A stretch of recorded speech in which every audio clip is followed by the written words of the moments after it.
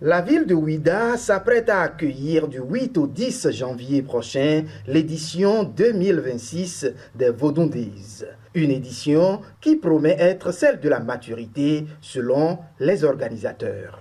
Cette année, on espère vraiment avoir l'édition de maturité. On espère vraiment que cette année, on puisse dire qu'on a affirmé tout le travail jusqu'à présent qui a été fait sur les Vodun Days. Nous abordons cette édition sous le signe de la révélation du patrimoine culturel immatériel lié au Vodun, à nous mêmes et au monde entier. Pour le maire de la ville, qui s'est glorifié des retombées économiques de ce désormais carrefour des cultures, arts et tourisme religieux, les dispositions pratiques sont prises pour une bonne édition. D'abord du point de vue propreté.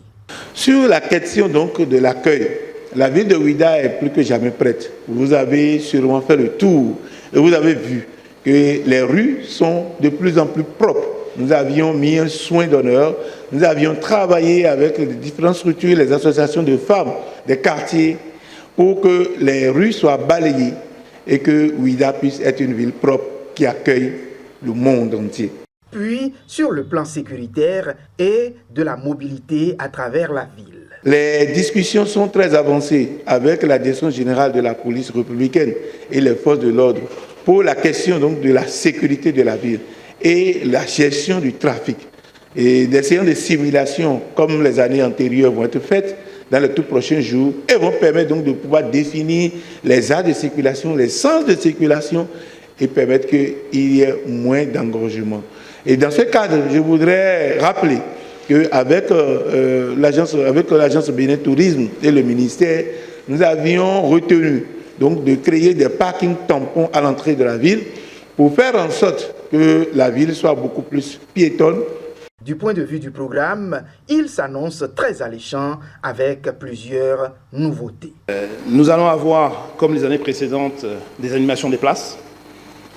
Nous avons 2 nouvelles places, c'est vrai. La place Ninsouroué, où vous allez avoir le couvent même qui va s'exprimer. On aura également un temple éphémère qui sera mis en place au niveau pour le temple des Pitons. La place Marot, vous allez le constater, aura quelques aménagements pour permettre encore une expérience améliorée. Nous aurons pendant ces animations de place quelques nouveautés avec un couvent qui nous vient tout droit du Brésil.